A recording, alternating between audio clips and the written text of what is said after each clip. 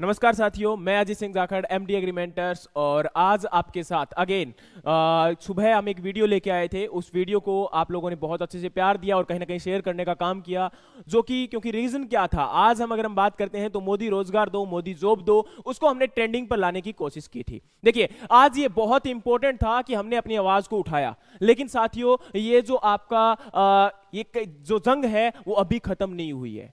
क्योंकि इतना आपको ट्रेंडिंग करने के बाद अगर हम दोपहर की बात देखते हैं तो दोपहर में आपके आई थिंक सो 4.61 इससे ज्यादा कुछ ट्वीट थे, लेकिन उसके बाद जो है कंटिन्यूसली जो आपके ट्वीट किए हुए थे वो डिलीट होने लगे और आई थिंक सो उसके बाद अभी जो है 4.28 मिलियन के साथ ये सेकंड नंबर पे ट्रेंड पे चल रहा है।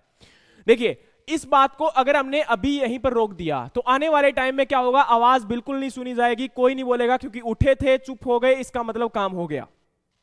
देखिए, आज ये केवल ना तो एसएससी की बात है, ना केवल आपका यूपीएससी की बात है, ना केवल आपके किसी पर्टिकुलर स्टेट की बात है, ये पूरे के पूरे युवा वर्ग की बात है। चाहे वो एग्रीकल्चर का स्टूडेंट हो, चाहे वो इंजीनियरिंग का स्टूडेंट हो, चाहे वो आपका किसी और स्ट्रीम का स्टूडेंट हो, लेकिन आज ये डिमांड है कि युवा को रोजगार मिलना चाहिए। देखिए, इंपॉर्टेंट ये नहीं कि युवा आप वर्क कर रहे हो वो कितना इफेक्टिव है, क्योंकि देखिए ये बहुत इंपॉर्टेंट है। अब देखो, ना तो मैं किसी सरकार का समर्थक हूं, ना मैं किसी सरकार के विरोध में हूं, मैं केवल इतना है कि सरकार की जो नीतियां हैं, जो उन्होंने वायदे किए थे, उन्हीं वायदों में से एक वायदे की डिमांड कर रहा हूं। मैं मोदी जी से सबसे पहले पूछना चाहता हूं कि 2015 के अंदर उन्होंने एक वादा किया था। उन्होंने बोला था कि हमारी जो प्रायोरिटी है वो सबसे पहले युवा है, लेकिन उस युवा को किसी भी प्रकार से प्रायोरिटी नहीं दी गई, उस युवा को रोजगार नहीं दिया गया। तो हम अपनी आवाज को क्यों ना उठाएं। सेकंड थिंग, जो किसी के समर्थक है, मैं नहीं बोलता कि आप किसी की पार्टी के समर्थक नहीं बनिए, बिल्कुल बनिए, लेकिन सबसे इंपॉर्टेंट है कि आप जो युवा वर्ग है उसके क्वेश्चन पे उसके लिए क्वेश्चन उठाइए, वहां पर अपनी आवाज को उठाइए, क्योंकि रोजगार के लिए अगर आपने आवाज नहीं उठाई तो आने वाली आपकी पीढ़ियां आपको कोसेंगी। आप शिक्षित हो और शिक्षित होकर आप गलत को गलत नहीं बोल रहे हो, आप अगर अपना ओपिनियन नहीं दे रहे हो तो सबसे गलत आप लोग हो, क्योंकि गलत को गलत बोलना भी जरूरी है। मैं ये नहीं कह रहा कि हर जगह आप बहस करो, हर जगह बहस करने की आवश्यकता नहीं है, क्योंकि कहते हैं ना, कीचड़ में पत्थर मारोगे तो अपने ऊपर ही कीचड़ उछलने वाला है। लेकिन जहां आवश्यकता होती है, जब पानी आपका सर के ऊपर से निकल जाता है, तब हमें कुछ ना कुछ करना पड़ता है, वरना एक दिन ऐसा आएगा कि हम आपके मिट्टी में मिला दिए जाएंगे और आप पता भी नहीं चलेगा कि हम लोग कहां थे। तो आवश्यकता है फिर उठ खड़े होने की। एक जंग का जो आपका ऐलान किया आप लोगों ने, आपने सोचा है कि रोजगार लेके रहेंगे, तो हम लेके रहेंगे।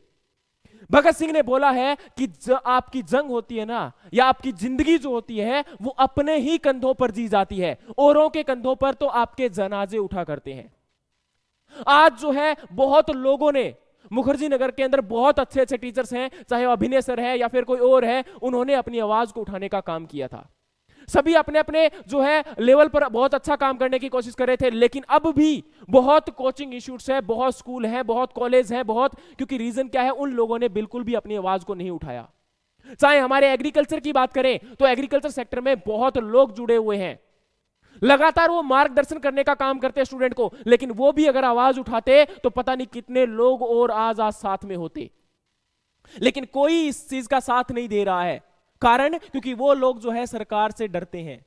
ये सरकार से, देखो, किसी भी गलत चीज से, जो आपका गलत है उसको अगर सही बोलने की आप हिम्मत नहीं रखते हो, तो इससे अच्छा है कि इससे बदतर है कि आप मर जाइए, क्योंकि उसका कोई फायदा नहीं है, उस जिंदगी के जीने का कोई फायदा नहीं है जब आप अपने हक के लिए आवाज नहीं उठा सको। क्योंकि भगत सिंह ने एक बात और भी बोली है कि अगर आप अंधी और बहरी सरकार को अगर जगाना चाहते हो तो आपको धमाके करने पड़ेंगे। हमें वो बम फोड़ने की आवश्यकता नहीं है, हम आतंकवादी नहीं है कि हम बम फोड़ें, लेकिन कम से कम इस अंधी और बहरी सरकार को अगर हमने जगाना है तो हमें सबसे पहले ये करना पड़ेगा, हमें अपनी आवाज को, हमें ऑनलाइन के अंदर जो हमारा सोशल मीडिया है, जो हमारा प्लेटफॉर्म हम यूटिलाइज करते हैं सुबह से शाम तक, अच्छी बात है, उसे आप यूटिलाइज कीजिए, लेकिन एक बेटर वे के अंदर, जहां आपके हक की बात हो रही है, उस हक को रखिए। और यहां केवल मेरी रिक्वेस्ट स्टूडेंट से ही नहीं है, उन स्टूडेंट से जो लोग क्वेश्चन पूछते हैं ना, एक युवा जो बेरोजगार होता है, उससे उसके आस पड़ोस में उसके रिश्तेदार सब लोग, जब वो घर में जाता है कोचिंग करने के बाद या फिर एक एग्जाम को देने के बाद, और एग्जाम में जब वो सेलेक्ट नहीं होता, उससे पूछा जाता है बेटा आपने पैसे बर्बाद कर दिए, आपने कोचिंग की, ये की, वो की। अरे ये तो देखिए कि वैकेंसी थी कितनी, कितने एस्पायरेंट थे, कितने घोटाले हुए, कितने साल से ये वैकेंसी अटकी पड़ी थी, कितने पैसे वाले आगे देकर पैसे देकर नौकरी लग गई। वो करता तो करता क्या, वो बेचारा सुबह से शाम तक लगा हुआ था, अपनी मेहनत कर रहा था, 5,000 रुपए 6,000 रुपए पीजी के भरे पड़ा था। उसके बाद वो जो है कोचिंग इंस्टीट्यूट के 20-25,000 रुपए भर रहा है। वो दिन रात मेहनत कर रहा है। और कुछ लोग मैंने ऐसे भी देखे हैं, मैं खुद मुखर्जी नगर में किसी टाइम में रहा था, वहां मैंने लोगों को देखा है। आज जब खुद कोचिंग इंस्टीट्यूट को रन कर रहे हैं, यहां बच्चों को देखते हैं, वो दिन रात सुबह से लेकर शाम तक लगे पड़े हैं। लेकिन फिर भी जब उनकी बात करते हैं तो वो लोग जब घर पे जाते हैं तो उनसे ताने मारे जाते हैं, वो उनसे सहन नहीं होते हैं। उनसे पूछ के देखिए जनाब, उनके भी जो है कहीं ना कहीं बहुत बड़े सपने हैं।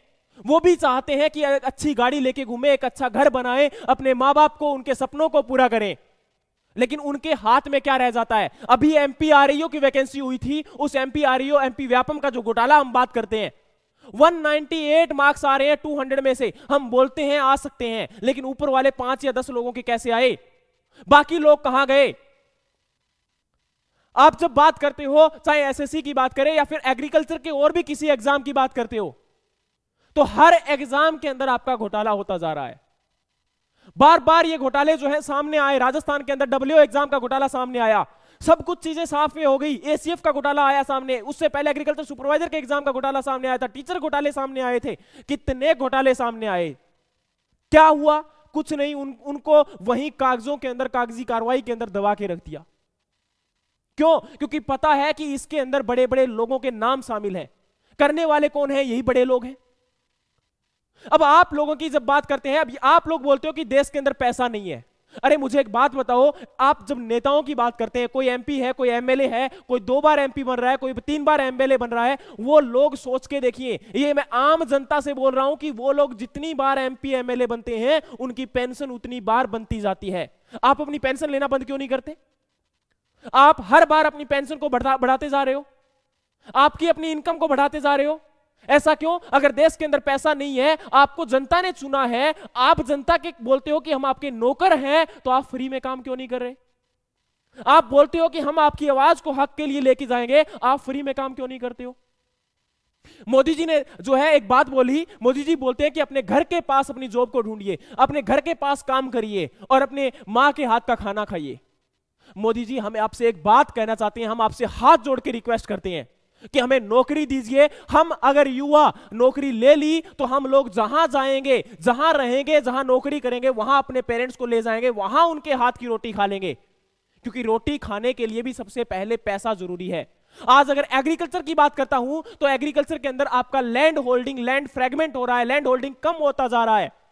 लैंड होल्डिंग अगर कम होता गया, आने वाले टाइम में उस किसान के पास, उस किसान के बेटे के पास अपना अनाज उपजाने के लिए जमीन भी नहीं होगी, तो वो करेगा क्या? आप बोलते हो कि स्किल इंडिया लेके आएंगे, हम जो है यहां पर आत्मनिर्भर भारत बनाएंगे। आप जो है लोगों को बोलते हो कि अपना बिजनेस स्टार्ट कीजिए। बिल्कुल कर सकते हैं, अच्छी बात है, लेकिन ग्राउंड लेवल पर उसकी रियलिटी तो देखिए। आज अगर फैक्ट की बात करते हैं, चलिए आप लोग बोलते हो नौकरी नहीं है। सबसे पहले मुझे बताइए, आप लोग बोलते हो कि यहां पर स्किल इंडिया के नाम पर आप जो है बहुत सारे ट्रेनिंग इंस्टीट्यूट ओपन करने वाले हो। उन ट्रेनिंग इंस्टीट्यूट को बनाने के लिए, चलाने के लिए टीचर चाहिए, ट्रेनर चाहिए, और उन ट्रेनर को अगर आप रिक्रूट करोगे तो वो भी तो वैकेंसी आने वाली है, वो भी तो वैकेंसी बढ़ने वाली है।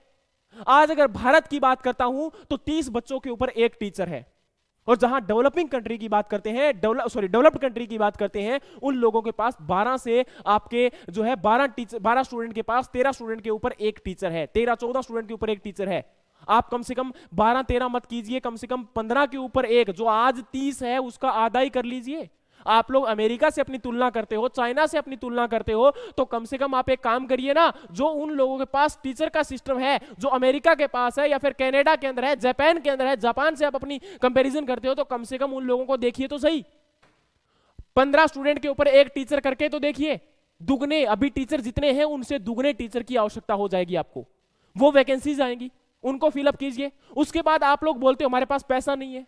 ये पैसा आप लोग जब आपके जो केवल 10% की बात करते हैं, मान के चलिए आपके 10% होंगे, पहली बात 10% नहीं है, इस देश के अंदर जो 10%, 1%, 2% बिजनेसमैन है, आप उनका जो कर्जा माफ करते हो, उनको जो बेल आउट देते हो, उसके लिए आपके पास 10 लाख करोड़ रुपए हैं।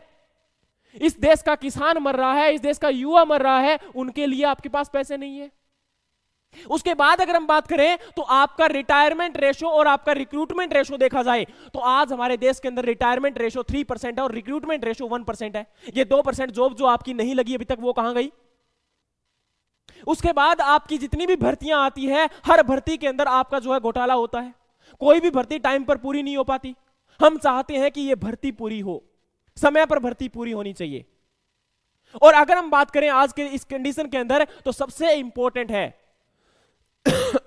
आपका प्राइवेटाइजेशन।